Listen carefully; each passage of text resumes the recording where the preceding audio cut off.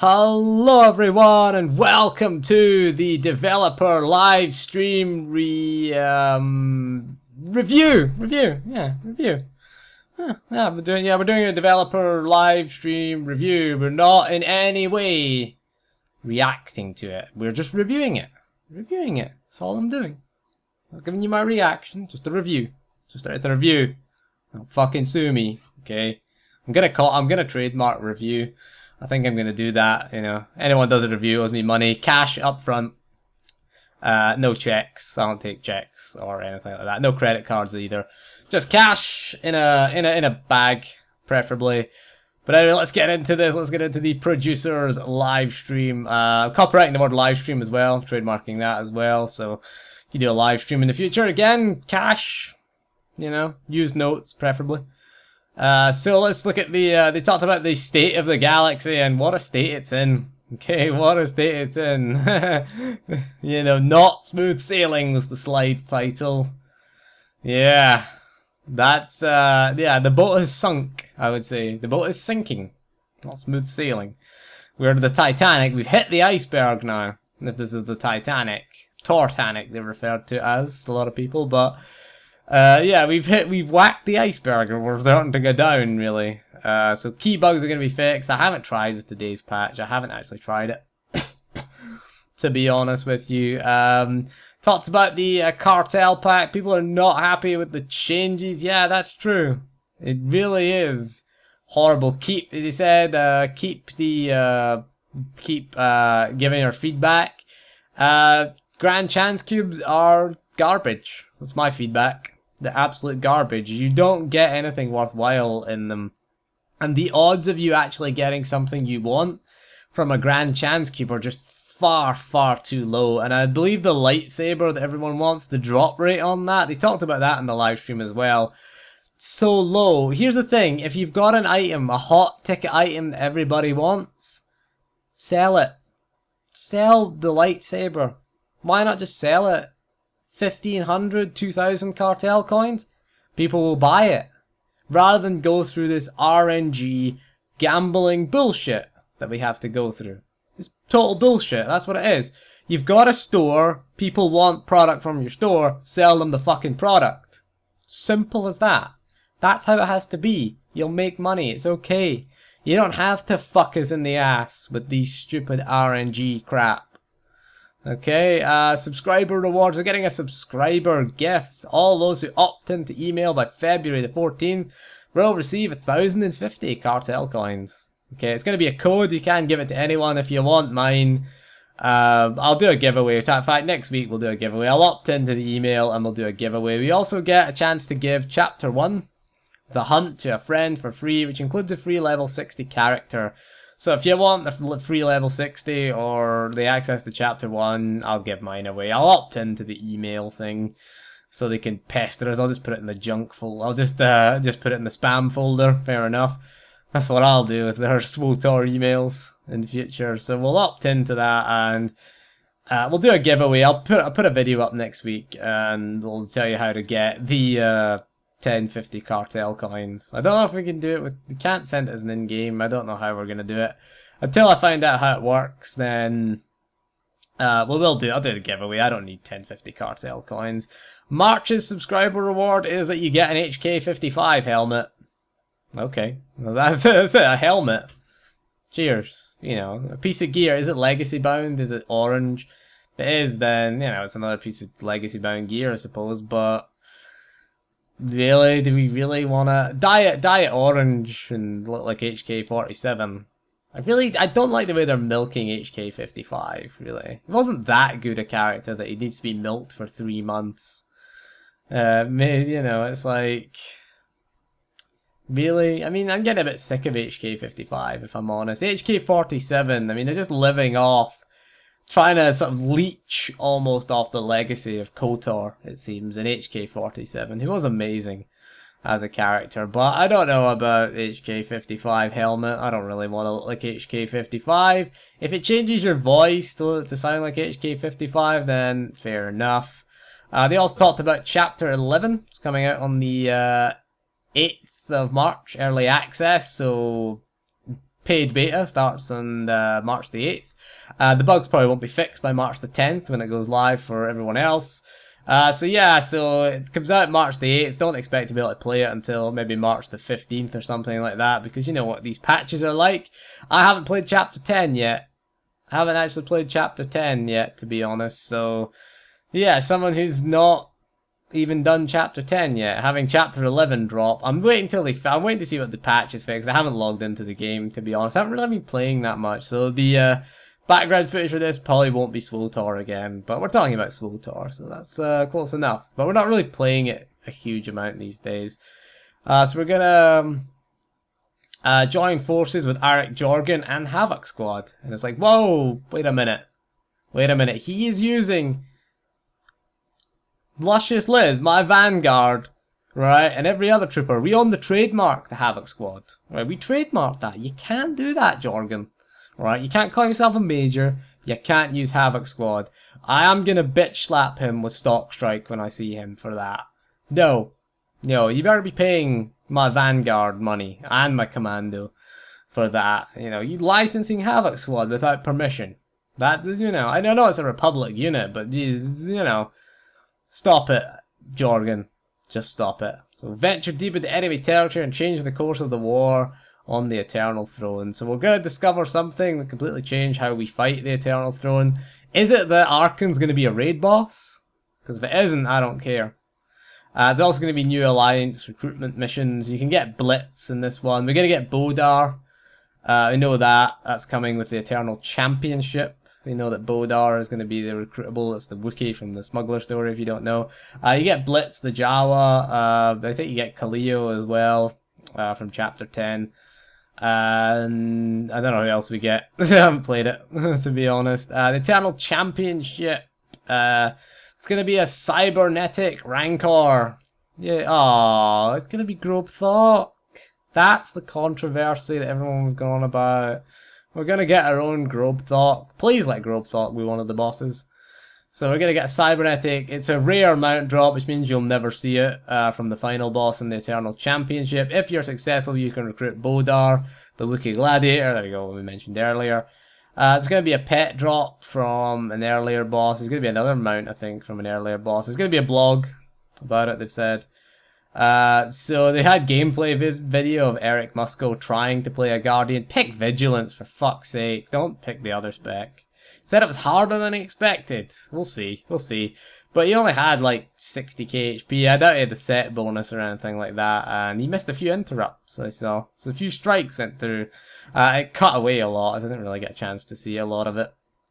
I had a Blitz as a healer companion. Like, don't use a healer, use a tank companion then.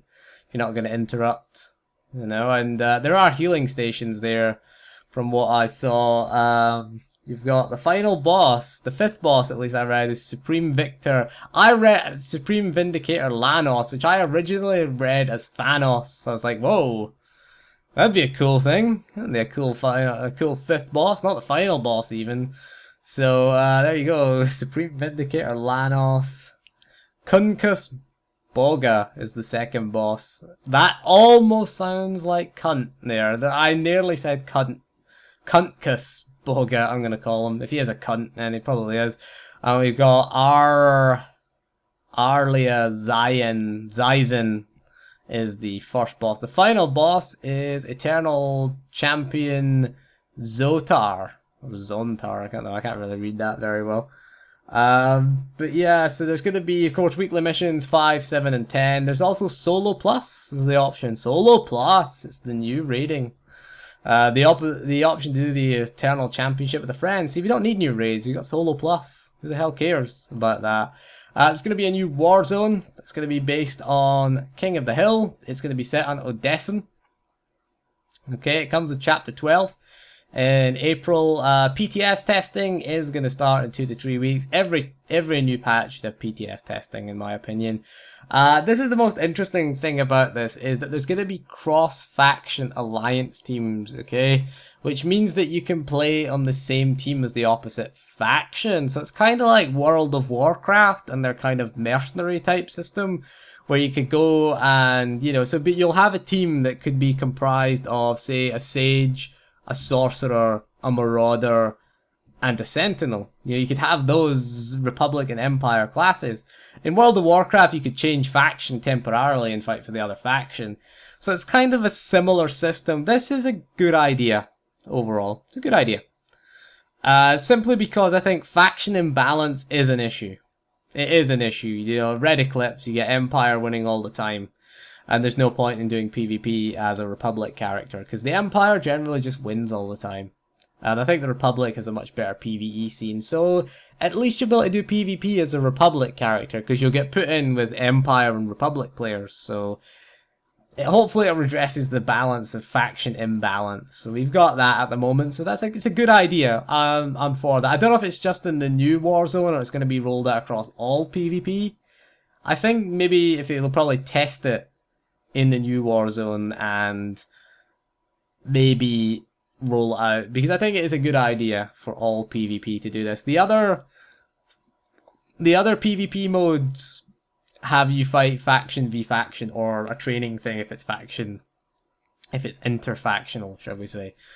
So it would be interesting to see what they do with this. It'd be interesting to see if they roll it out or whether it's just for this Warzone. There's going to be 2 to 5 control points for each team to fight over. It is going to be King of the Hill. You're going to start with 2 control points as the match goes up. Control points spawn and despawn. Team with the most members in the control point wins the controls. So it's kind of like Battlefield's, what are they called? Conquest mode. It's kind of like that. You control all the points on the map. You're going to collect power-ups. There's going to be power-ups that are going to activate, deactivate control points. Some give you double points for holding the control points. It's going to be a big race for the power-ups, really. Good job we've got plenty of mobility about our characters. So it looks like they're going to take advantage of that mobility. Although with all the slows and stuns, it's going to be a pain in the arse. There's also a new arena coming. It's going to be set on Rishi. I thought Rishi was a good place for PvP. A big pirate ship, a big flying pirate ship would be awesome for PvP. It will come to the PTS. It's not doesn't have a release date. They also haven't decided when the new PvP season starts yet. I guess whenever they feel like it at this stage. There's a few other things. Quality of life improvements. You're getting 5 strongholds per legacy. So there's 5 strongholds in the game. You can have all 5 now. You were limited to 3. You've got a 50% increase in decoration limits for guild flagships. I know a few people are going to like that. And common decoration limits increased to 999. Good stuff. It's going to have fun decorating the guild ship. Also, guilds are getting improved. We now have double guild membership. They can have 1,000 members up from 500. That's good. So it means you don't have to kick people. The best thing here is the legacy name column. Also as a primary character flag, so GMs can now see whose characters are who based on legacy name, and you can flag someone's character as their main character for that legacy. Okay, there's also mass editing for guild members, so we can have mass G-kicks. Yay, that's fun. Everyone gets pissed off. The GM can just mass G-kick you. There you go. There you go. No more singled out for a guild kick. So that's good. It's good to see that for guilds, actually. It should have a guild calendar implemented into the game as well. Would like to see that. Would like to see that improvement for guilds. 1,000 members, so that's good. You're getting a double from 500. There are more quality of life improvements that they are working on. They'll be ready for April, but they're not going to mention them just now. So hopefully, dual spec. For fuck's sake. It's been 4 years. We need dual spec. Keybind, UI and keybind and spec sort of profiles as well would be nice. You know, that would be part of the dual spec. It would change your UI, it would change your key bindings, it would change your gear automatically when you change spec. And it would also say you'd also save your utility layout. So that's what I'd like to see. So it's just one button to change spec. World of Warcraft, it's 2 buttons. It's generally 2 buttons. You know, you have your dual spec, you click the spec you want to change to, you click activate, and then you go to your gear tab and you click the gear for the spec that you want on, unless it's the same gear. Unless you're using the same gear, obviously. So it's just 2 buttons in WoW, and it'll change all your gear, and it'll change all... It also automatically in WoW, it changes your hotbar settings as well. It depends on your UI as well. I think it can change changes. I use ElvUI, which does it automatically as well. Whenever you change spec, it saves the UI to your spec, which is quite nice. I'd like to see that in SWTOR. I think, you know, it's something they should implement. Really, it just makes it easier to change spec, because it is a pain in the arse having to, you know, change around all your key bindings, because obviously you have different priorities. If you're a healer and you go to DPS, you're going to want different buttons, you're going to want different things are going to be a priority. If you're a tank, if for example, I'm a, you know, a tactics vanguard, when I go from tactics to shield specialist, I have a totally different set of priorities in terms of abilities that I want to use. You know, so I have to rearrange my key bindings. Going from plasma to shield specialist is not so bad, really, because I have different things I want to keep an eye on as well. So it would be nice to have a different UI. Would be nice. A different. I'd be able to save, because you can save multiple UIs right now, and you can save multiple gear set, not gear sets, keybind sets. So the ability to just have it all on the one button, just have it pre-saved on the one button, and just press, you know, shield specialist, it'll change you to shield specialist, it'll change your UI, it'll change your key bindings, it'll, you know, you change stance yourself, right enough, that's not really an issue, but, you know, just change everything, so everything's set up, and you can save it as that kind of state that you're in, save that UI profile, save that keybind profile, and it just pulls them all in from the one place, because it is a pain in the arse to go and change these things. It'd just be nice to do it with one button. Would be nice. That's my point for that. But anyway, that is all for this video. That was my React review. Not reaction. It was a review. And thank you for joining me. And we'll see you again soon. And goodbye.